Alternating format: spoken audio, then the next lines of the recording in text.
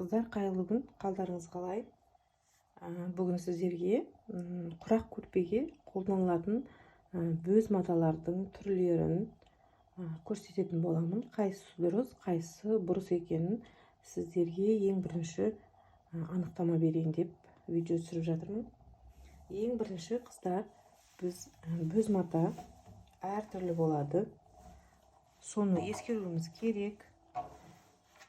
Бөз матаның түстері міне ақ түсі және мынандай сұр түсі дейміз бе, әлде молочный түс дейміз бе, бұлар енді осылай келеді.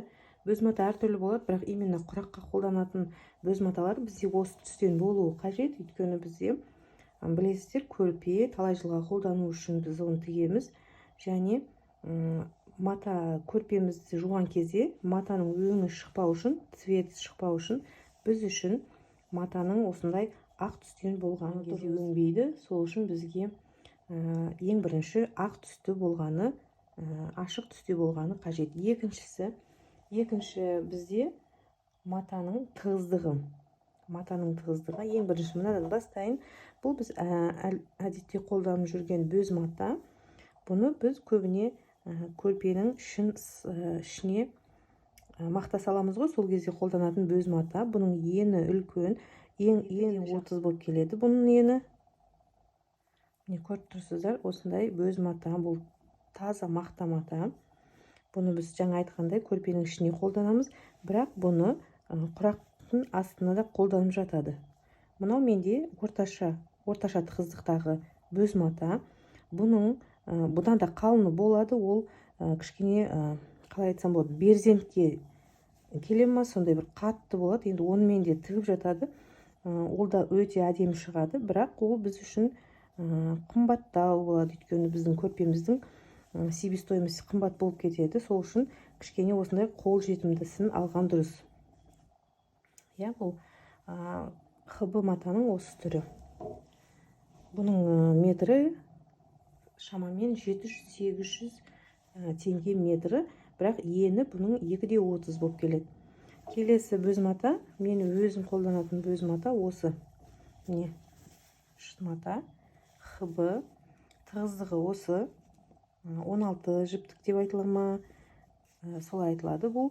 Бұның ені 1,6, бірақ бұның тығыздығы жақсы. Бұның кішкене жұқалауы да болады, марль сияқты болып келетіні де бар. Ондайларды қыздар алмаймыз. Ол бізге құрақтың өнін құртады, бізге жарамайды. Тағы мынау ХБ мата, мақта мата. Бұл енді вообще керемет мата. Бұл турецкий хлопок.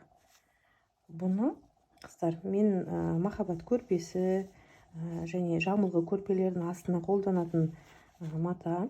Бұны біз көп құрақтың астына қолдана бермейміз, өйткені бұл өте тоже жаңа айтқандай себестоимости қымбат болып шығады. Бұның да ені 2,20, если шатаспасам, сондай, примерно сондайда еңді болып келеді. Бірақ біз үшін қымбат. Бұл метр 1800-2000-ға кетіп қалады. Бұның ең тиімдісі біз үшін міне мынау. Обычно өзбекский мекен, Өзбекстаннан шыға ма, сондай ХБ мата. Ең дұрысы бізге осы мата. Сіздерге айта кететін тағы жайт. Ең бірінші құрақ бастаған кезде мен қолданылған көп мынандай маталар бар, қыздар, міне. Түрлі түсті. Бұны да енді құрақтың астына қыздар қолданып жатады. Бірақ қараңыздаршы, өте сапасыз, міне. Былай тартсаң былай, былай тартсаң былай. Көп жерде видеолардан қыздардан көремін, бұны құраққа қолданады, бірақ мен сіздерге оған кеңес бермеймін. Өйткені бұл жерде түсі өңеді, Мына ойлаңызшы, жуылмаған күйінде осындай, жуылғаннан кейін бұл вообще созылып, құрақтың өңін әбден кетіретін маталар деп ойлаймын мен бұны. Оның мынандай түсі бар, міне мынандай светлый түсі де бар, көрдіңіз бе? Міне. Ал мынаны алайық.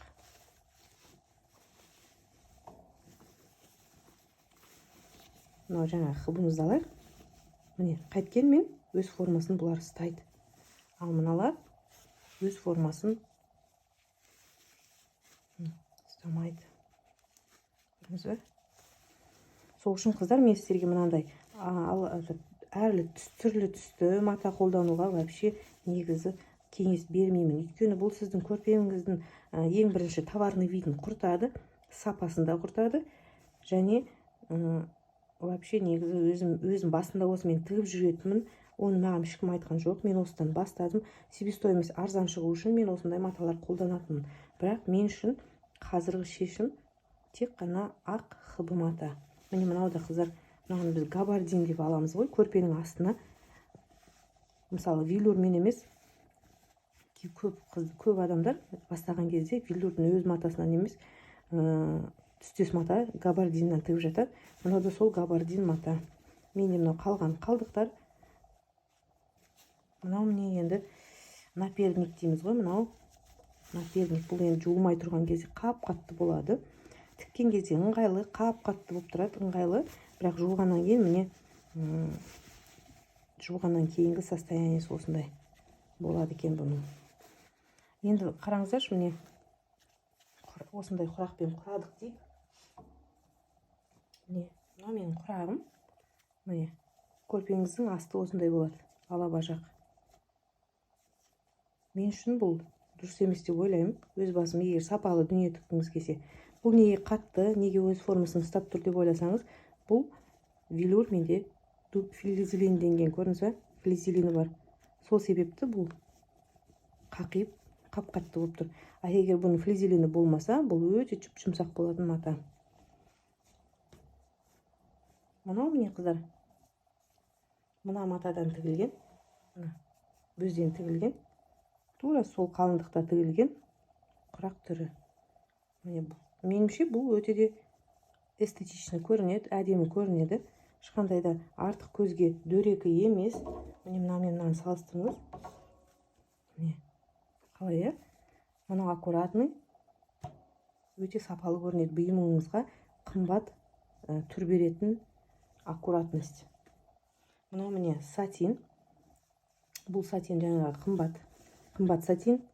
хб материалым жетпеген кезде, мен мынандай материалым бітіп қалған кезде, мен сол осы хб-мен де тіккен кездерім болды, қолда бардан. Сол кезде міне осындай аккуратный құрақ шығады. Міне қыздар, ал мынау жаңағы мен айтқан өзім қолданатын, күнделікті қолданатын бөз. Метрі 800 теңгелік, бірақ ені 1,60. Міне содан шыққан құрақ. Бұның да флизелені бар. Сасам кішкене сезіледі. Ленталардың флизелені бар, сол үшін бұл қақиып тұр. Негізі кішкене сәл жұмсақ болып шығады бұдан. Қыздар, енді бөз матадан табақшаны қалай дайындаймыз, сол туралы қысқаша сіздерге көрсете кетейін. Енді кімге қалай ыңғайлы, мен сіздерге міне көрсетейін. Бөз мата сатып алған кезде бізге міне қиып береді, неме базарда қиып береді. Біз енді бұны ең бірінші очередь осы күйінде қия салмаймыз. Біз ең бірінші бұның мына кромка дейміз ғой, кромка жағын аламыз. Және мынандай бұрышы бар линейка болсын, немесе қандай да бір үлкен линейкаңыз болса, сонымен ең бірінші міне көрдіңіз бе, қисық кетіп жатыр. Осымен матаңызды түзеп аласыз. Ең бірінші осы. Қазір сіз оны қимай, осы берген дайын күйінде санап кетіп сыза берсеңіздер, сіздердің бөздеріңіз 12-де 12 сантиметр болады, бірақ бір жаққа қисық кеткен болып шығады.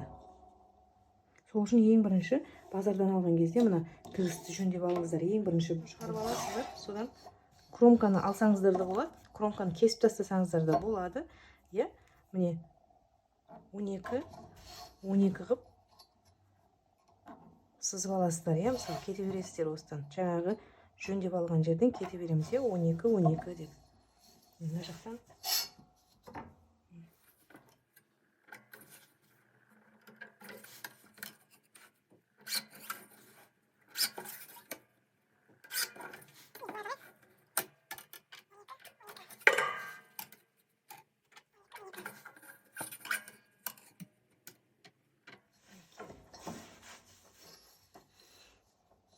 бастағанда әрине осылай қолмен сызып кесіп алатын боласыздар. Сосын мынаны былай сразу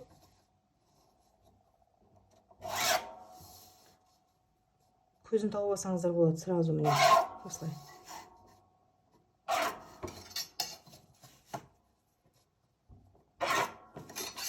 Міне қыздар, осылай көзін тауып алып, бірақ қиып алсаңыздар болады.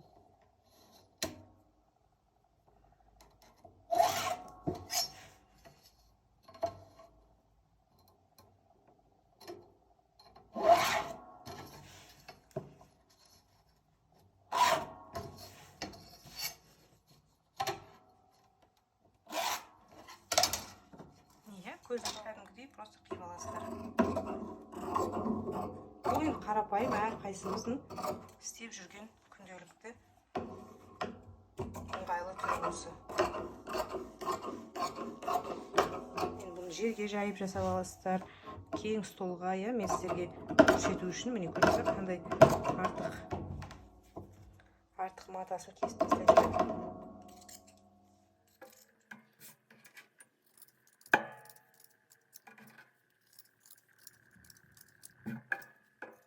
Қанша құраққа, қанша сізге қанша бөз мата керек, табандық, соншаны есептейсіздер де осылай кесіп дайындап аласыздар. Міне қыздар, осылай кесіп дайындап аласыздар. Немесе кейіндері, енді бұл басында ғой, кейіндері бұны просто ешқандай да қимайсыздар. Міне осындай аппақ болып тұрады. Просто былай әдемілеп, кейін енді көздеріңіз әбден үйренген кезде бүктейсіздер де, көзі осы жерде, көрдіңіздер, анық диагональ сызықтар шығып көрініп тұрады. Осымен алып ары қарай тіге беретін боласыздар. Енді бұл кейін, қазір әзірше осылай сызып алып, өлшеп алып қолданғандарыңыз дұрыс болады. Ал қыздар, мынау енді сіздерде мат пен роликовый ножыңыз болатын болса, онда міне бөз матаңызды осылай оптым кесуге болады. Мен 4 қабаттап дайындап алдым. Енді міне менің линейкамның ұзындығына байланысты мен тағы бір бүгетін боламын мына жерден. Өйткені линейкамның ұзындығы менде осы шамалас болғандықтан осылай бүктеп дайындап аламыз. Бұл дегеніміз бөзді мысалы оптым кескенде осы өте ыңғайлы. Міне роликовый нож сіздерде болса, міне ең бірінші матаның бас жағын кесіп дайындап аламыз, бірінші дүзулеп. Содан ары қарай 12 сантиметр санап отырып, мен мына жерде санаймын, санап отырып осылай роликовый ножбен аккуратно кесіп тез жұмыс бітетін жағдай. Мына жерден тағы да 12-сін санап алам. Тіпті болмаса сіздер маркермен белгілеп алып дайындап қойсаңыздар болады, санамау үшін. Осылай кесіп аламыз. Тағы да 12-сін санап тағы кесетін боламын. Енді қараңыздар қыздар, міне енді ұзыннан лента сияқты кесілген бөз матамызды міне осылай жайғастырамыз. Бірінің үстіне бірін шығарып қойсақ та пышағымыздың өткірлігіне байланысты міне осылай қоямыз. Төрт жағы да бас жағы бірдей болу керек, өйткені қазір бізде әйтпесе астыңғылар кішкентай болып қалады. Міне қыздар, бірінің үстіне бірін кішкене жайғастырып алдым. Енді осыдан қазір тағы да 12 рет етіп енді былай қиып шығатын боламыз. Бас жағын жөндеп аламыз әдеттегідей. Басын біркелкі жөндеп алғаннан кейін тағы да ары қарай 12 сантиметр етіп санап кете береміз.